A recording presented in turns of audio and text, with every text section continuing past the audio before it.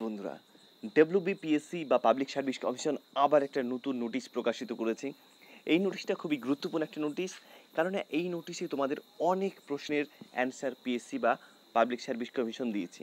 আজকের এই ভিডিওতে সেটা নিয়ে বিস্তারিত আলোচনা করব। তার আগে তোমাদের কাছে ছোট্ট অনুরোধ করব, ভিডিওটা বিভিন্ন ফেসবুক গ্রুপ, হোয়াটসঅ্যাপ গ্রুপে শেয়ার করে দেবে, যাতে অন্যান্য বন্ধুরাও কিন্তু এই ভিডিও সম্বন্ধে জানতে পারে। চ্যানেলে যদি প্রথমবার এসে থাকো তাহলে অবশ্যই চ্যানেলটাকে সাবস্ক্রাইব করে নাও এখনই। তো চলো বন্ধুরা, দেরি না করে এই ভিডিওটা শুরু করে দিই। তো বন্ধুরা, আমরা চলে এসেছি পাবলিক সার্ভিস কমিশনের অফিসিয়াল ওয়েবসাইট wbpsc.gov.in। বন্ধুরা, এখানে তোমরা দেখতে পাচ্ছ এক নম্বরে দেখো, এখানে কিন্তু সেই নোটিশটা দিয়েছে। আমি এখানে পিডিএফটা ডাউনলোড করে নিয়েছি, তোমাদের সেই পিডিএফটা দেখিয়ে দিচ্ছি যে কী রয়েছে পিডিএফের মধ্যে। তো বন্ধুরা, এই হচ্ছে সেই পিডিএফ। এখানে দিয়েছে, কি দিয়েছে তোমাকে বলে দিই। এটা হচ্ছে ক্লার্কশিপ এক্সামিনেশন 2019। এটা নিয়ে তোমাদের কিন্তু বহু কোশ্চেন আমাকেও করেছিলে। আমার কাছে অনেক কোশ্চেনেরই কিন্তু অ্যান্সার ছিল না, ঠিক আছে। তো ফাইনালি পিএসসি নিজের তরফ থেকে অফিসিয়ালিভাবে সেই প্রশ্নের অ্যান্সারগুলো দিয়েছে, ঠিক আছে। তোমরা কী করে ডাউনলোড করবে দেখিয়ে দিলাম, সেখান থেকে তোমরা ডাউনলোড করে নিতে পারো, বা আমি এখন যেটা আছে সেটা দেখিয়ে দিচ্ছি। তো বন্ধুরা, প্রথম যে কোশ্চেনের অ্যান্সারটা দিয়েছে সেটা হচ্ছে what is the number of vacancy available, মানে ভ্যাকেন্সি কত রয়েছে ক্লার্কশিপ এক্সামিনেশনের জন্য, ক্লার্কশিপের জন্য। তো বন্ধুরা, ভ্যাকেন্সি এখানে রয়েছে 7,227টা, ঠিক আছে। তো আনরিজার্ভে রয়েছে 2971টা, এসসিতে রয়েছে 1406টা, এসটিতে রয়েছে 430টা। এভাবে বিভিন্ন ক্যাটাগরিতে ভ্যাকেন্সি রয়েছে, ঠিক আছে। তারপরে যে কোশ্চেনটা রয়েছে, on what basis has the number of candidate qualify for the part two exam been decided. তাহলে এখানে বলেছে যে কত মানে ছাত্রকে পাস করানো হয়েছে, ঠিক আছে। এখানে বলেছে 10 ক্যান্ডিডেট পার ভ্যাকেন্সি, মানে একটা ভ্যাকেন্সির জন্য 10 জনকে পাস করানো হয়েছে, ঠিক আছে। কিন্তু তুমি যদি এখানে গুণ করো তাহলে অনেক বেশি হয়ে যাবে, কারণ আমরা যতটুকু আমার মনে আছে 64,000 সামথিং এরকম কিছু কাউকে পাস করানো হয়েছে।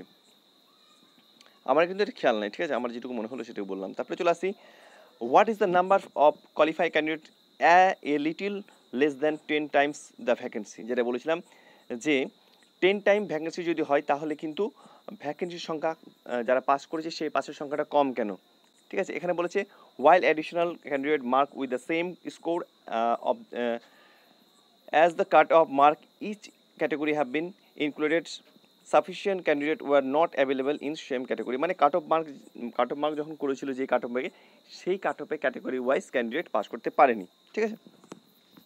তারপরে যে কোশ্চেনটা রয়েছে সেটা হচ্ছে will the number scored by the candidate in part 1 exam be added to the obtained in part 2 exam। এর মানে হচ্ছে পার্ট 1-এর যে মার্কটা পেয়েছো তোমরা, সেই মার্কটা কি পার্ট 2 পরীক্ষার পর কি যোগ হবে।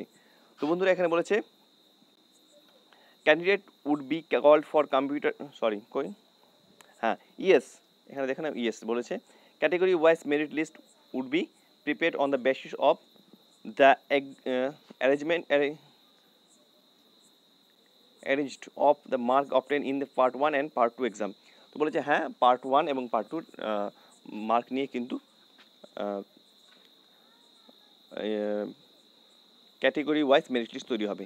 তারপরে চলে আসি, how many candidates would be called for computer test. তো এখানে বলছি candidate would be called for computer test as per the vacancy noted at the serial 1 above. তো বন্ধুরা, সিরিয়াল 1-এ যদি দেখি আমি কী রয়েছে, সিরিয়াল 1-এ দেখছি আমি নাম্বার অফ ভ্যাকেন্সি রয়েছে 7,277, মানে এতজনই কিন্তু কম্পিউটার টেস্টের জন্য ডাকা হবে, ঠিক আছে। তারপরে চলে আসি, are the candidate required to the produce any certificate regarding computer knowledge and typing. তো বলেছে যে ক্যান্ডিডেটকে কি কম্পিউটার সার্টিফিকেট অথবা টাইপিং সার্টিফিকেট দেখাতে হবে। তো এখানে বলেছে না, লাগবে না ওগুলো জিনিস। তারপরে বলেছে what are the qualifying standard of for computer testing, computer টেস্টের জন্য কোয়ালিফাইং স্ট্যান্ডার্ড কী রয়েছে। তো বলেছে ইংলিশের জন্য 20টা ওয়ার্ড পার মিনিটে টাইপ করতে হবে, যেটা আশা করছি তোমরা পারবে সবাই। আর বাংলাতে মাত্র 10টা ওয়ার্ড পার মিনিট টাইপ করতে হবে। তারপরে বলেছে what will be the language in which computer test would be taken, কোন ভাষাতে কম্পিউটার টেস্ট নেওয়া হবে, ইংলিশ আর বাংলা দুটোই বলেছে। তারপরে বলেছে will the PH candidates be allowed additional time for the written test বলেছে ইয়েস 20 মাইনাস দেওয়া হবে।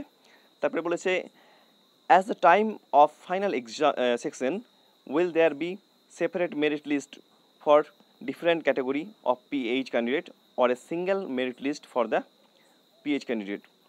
তো বলেছে যে এই যে ক্যান্ডিডেটের যে হবে সেটার কি আলাদা আলাদা মেরিট লিস্ট তৈরি হবে। এখানে বলেছে there will be separate merit list for PH, তাদের জন্য কিন্তু সেপারেট মেরিট লিস্ট তৈরি হবে। ঠিক আছে, এখানে বলে দিয়েছি ক্লিয়ার। তারপরে চলে যাচ্ছে it is possible to correct mistake made during filling up the online form like choose of posting category and other particular choice or language. তো বলেছে যে আমরা ফর্ম ফিল আপের সময় অনলাইনে যে মিস্টেকগুলো করেছিলাম, যেমন ক্যাটাগরি সিলেক্ট করতে বা ল্যাঙ্গুয়েজ সিলেক্ট করতে, সেটা কি চেঞ্জ হবে? তো এখানে বলেছে না, চেঞ্জ হবে না। তারপরে বলেছে will the part 2 exam be conduct by PSC in Kolkata only, শুধুমাত্র কি পার্ট 2 এক্সাম কলকাতাতে হবে? তো বলেছে না, there will be 4 centre in Kolkata, 4টা সেন্টারে হবে, সেটা হচ্ছে কলকাতা, শিলিগুড়ি, আসানসোল এবং বহরমপুরে। তো বন্ধুরা, আশা করছি এই ভিডিওটা তোমাদের ভালো লেগেছে। ভিডিও ভালো লাগলে অবশ্যই ভিডিওটাকে একটা লাইক দিয়ে দিবে। ভিডিওটা শেয়ার যদি করো তাহলে অনেক বন্ধুরা কিন্তু এই ব্যাপারে জানতে পারবে। আর তোমাদেরকে এই ভিডিওটা দেখার জন্য অসংখ্য অসংখ্য ধন্যবাদ।